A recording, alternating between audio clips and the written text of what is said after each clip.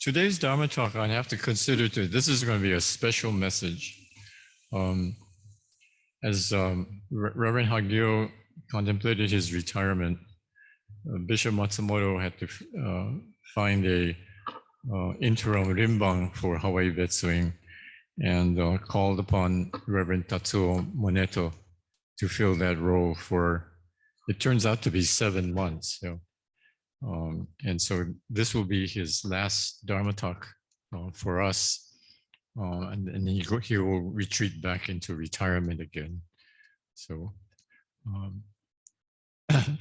Muneto-sensei, I am grateful.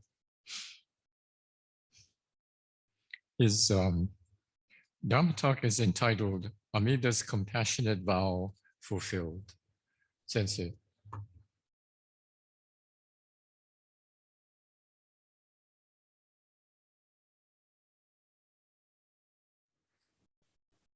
As the sun shines upon the earth, awakening the seed that lies therein, so does the light of truth shed its glorious radiance in the hearts and minds of all mankind, calling forth into activity, compassion of the universe.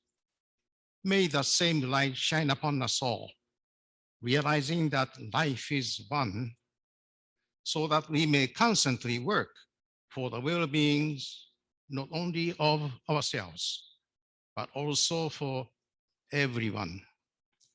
Namo Amida Butsu. Namanda Butsu. Namanda Butsu. Good morning, friends. Mahalo nui loa for attending our Hawaii Betsuin hybrid English service. As the Chief Minister of Hawaii Betsuin, I'm looking forward to having the day when the pandemic is over and many of our friends of the Dharma come back to the Betsuin for Sunday service. When you attend the Hongwanji service on Sunday, you can come as you are. But there is a temple etiquette that you can follow in Jodo Shinshu tradition. Simply put, they are: you enter the temple, bow once, walk towards the altar before you take your seat, and stop in front of the incense burner, bow once, take a pinch of incense and put it on the ember, and join your palms together in gassho, say namandabu, namandabu, namandabu, in bowing from your waist. And drop your hand, step back, bow again. Is it complicated? Sylvia Dharma, former Dharma school teacher, once said to the children at the Dharma school, you bow 3 times. First bow, you say, good morning to the Buddha. Second bowing, you say in your heart, thank you for teaching me the truth.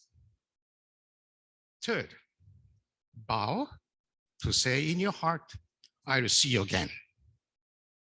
This is how Sylvia Koike taught Dharma school children the meaning of bowing in front of the incense burner. Offering of incense or oshoko in Japanese signify purification. It is to get rid of our worldly preoccupations in order to listen to the teachings. In other words, through offering of incense, we focus our attention to Amida Buddha's primal vow, Hongan. According to the Pure Land Sutra, Amida's compassionate vow to liberate us from suffering and sorrow has been fulfilled. To such a profound vow of Amida Buddha, we express our gratitude through offering of incense and say, Namo Amida Butsu or Namandabu. It is not that we offer incense and say Nembutsu to ask Amida Buddha to embrace us or save us. This temple etiquette has been established in the Hongwanji tradition to remember that intent of Amida's primal vow to liberate us has been already fulfilled. This simple temple etiquette is based on the basic Jodo Shinshu teaching, through which we are liberated from suffering and sorrow and attain birth in Buddha land of peace.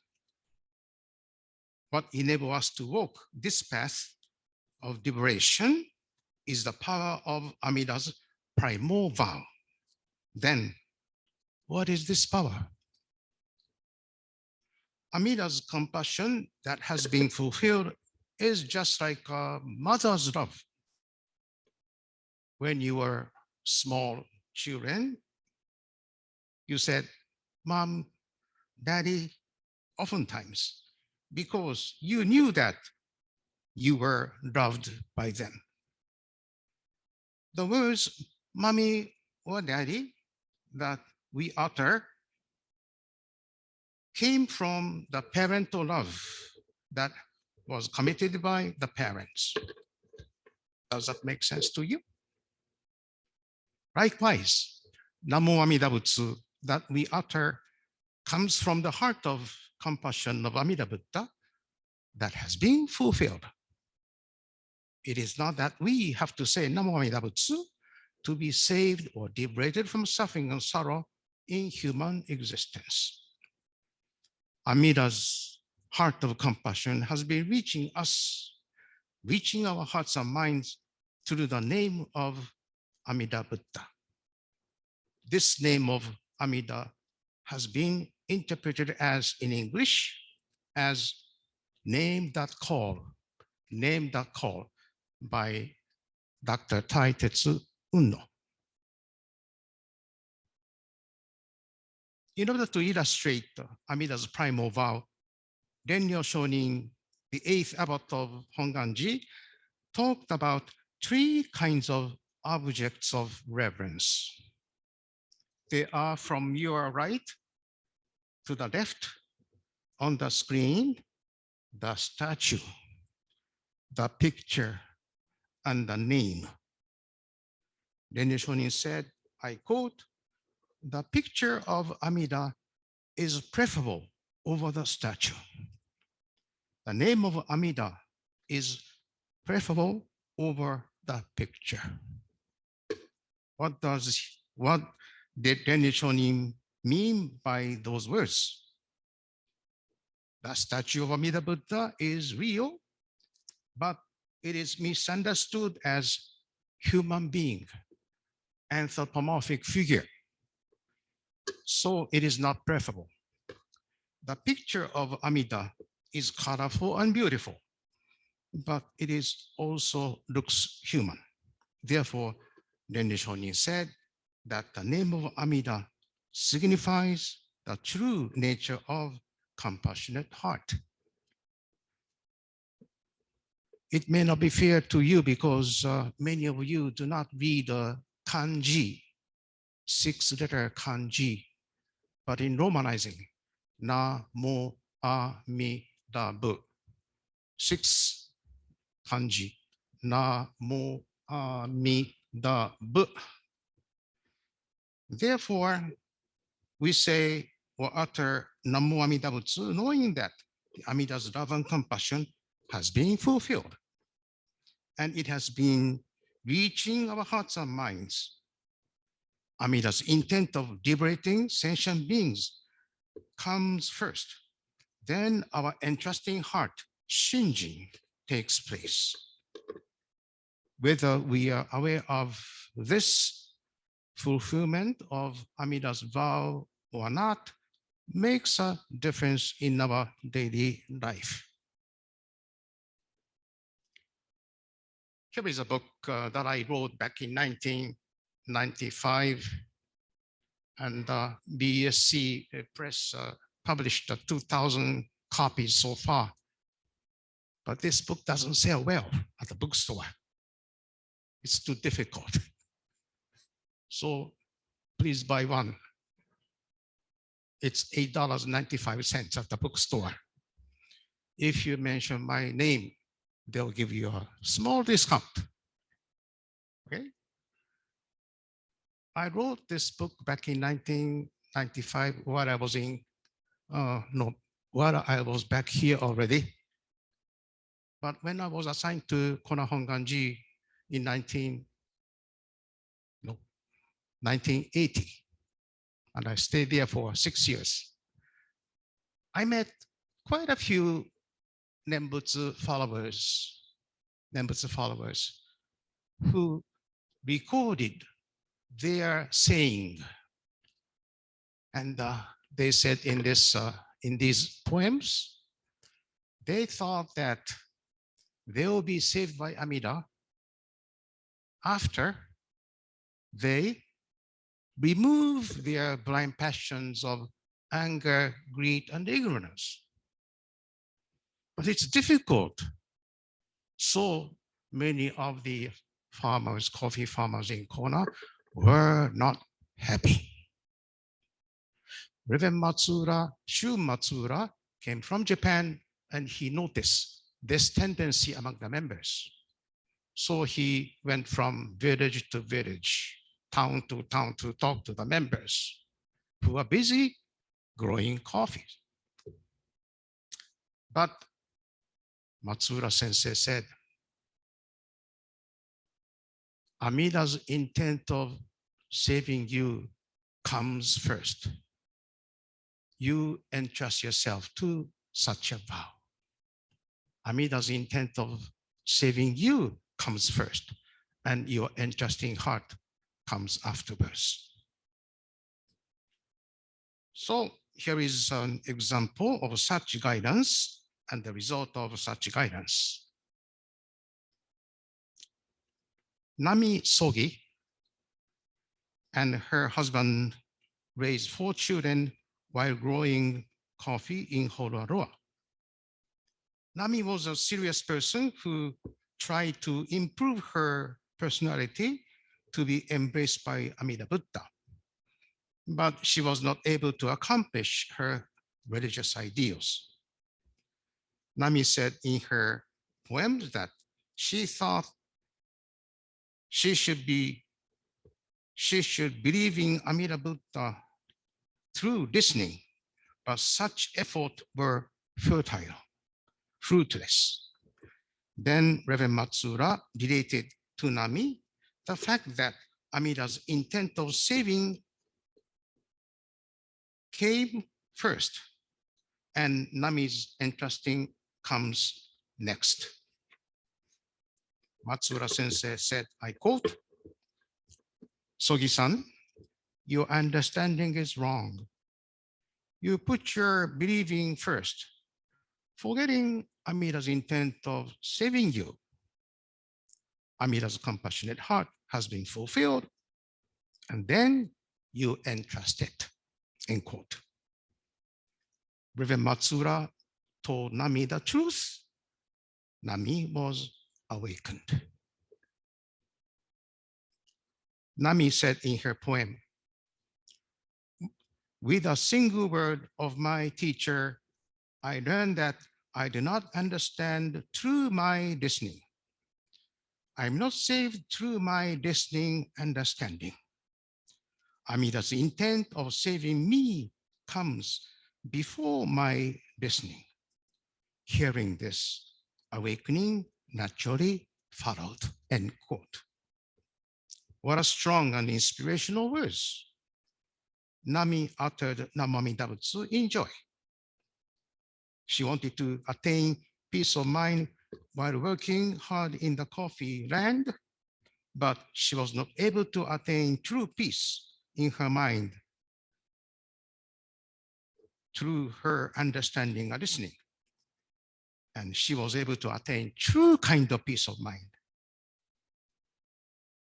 after she entrusted to Amida Buddha's compassionate vow that had been fulfilled. Because the peace of mind was given by Amida's vow, Nami Sogi wanted to share it with others. Nami and the family moved to Honolulu. I believe that was late 1940s. Nami started to attend the Hawaii Betsuin services. She helped the young members of the temple attain their peace of mind. So she encouraged them to study the Nembutsu teachings under the ministers. Nami's children attended the English service and joined Sudana Fellowship to widen the circle of Dharma friends.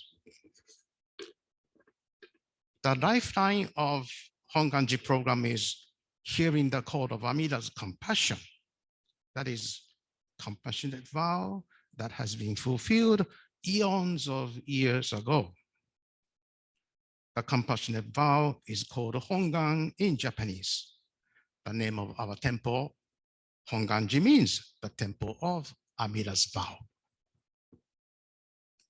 When you come to the Hongwanji Sunday service next, please come forward to the altar area first for offering of incense.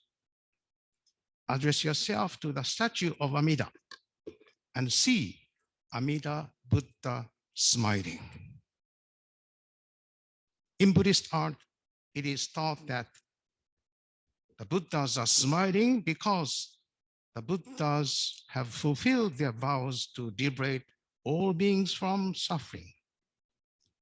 So when you see that Amida is smiling, you can smile and say Naman Dabutsu in gratitude. In Mahayana Buddhism, there are many forms of Buddha. Medicine Buddha, Kannon Sama, Kanrin Bodhisattva, and Amida is most famous. And in their statues, they are smiling because they fulfill the vow to save all beings from suffering and sorrow of human existence. This temple etiquette is in the gatha, Arigatai. Cecilia Rindo composed this gatha, and Mitsuyo Saito wrote the lyrics. And this morning, I like to sing this gatha with ukulele. Yeah, because I've been enjoying this gatha for the past 10 years, okay? And the lyrics are on the screen, so would you sing with me? Arigatai, I'm grateful.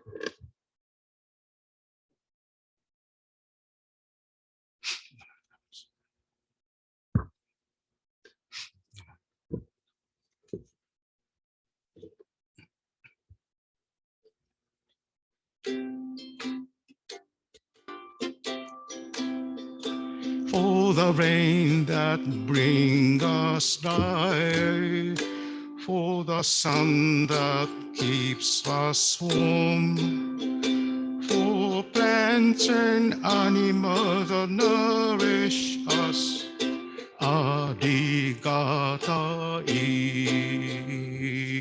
Listen, listen to the voice of Amida, calling out the verses compassion. Treat every living thing kindness, like a mother who loves her precious child. For friends and family who share their joy and care, in gratitude I'll bow my head, Arigatai.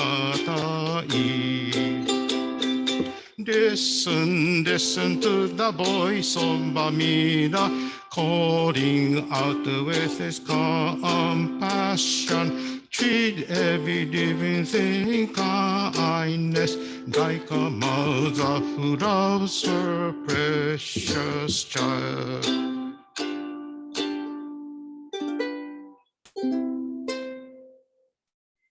Thank you.